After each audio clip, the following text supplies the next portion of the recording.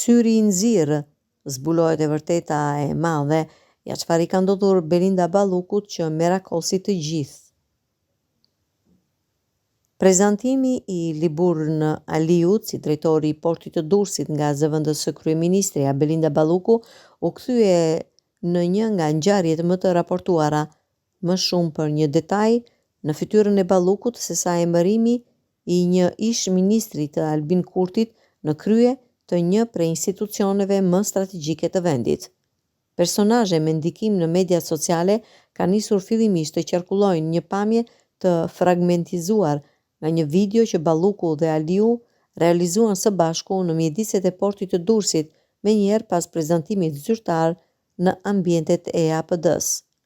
Pamjet janë regjistruar në mesditë dhe dielli ishte mbi kokat e dy personazheve kryesor, duke krijuar efektin e hijes mbi fytyrat e Aliut dhe Ballukut, veçanërisht në fytyrën e kësaj të fundit për shkak edhe të modelit të flokëve të lëshuar dhe me onde. Është pikërisht fotografia që shikoni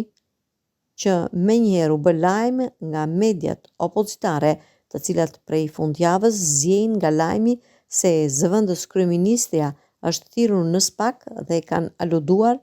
për detaje e akuza nga më të ndryshmet.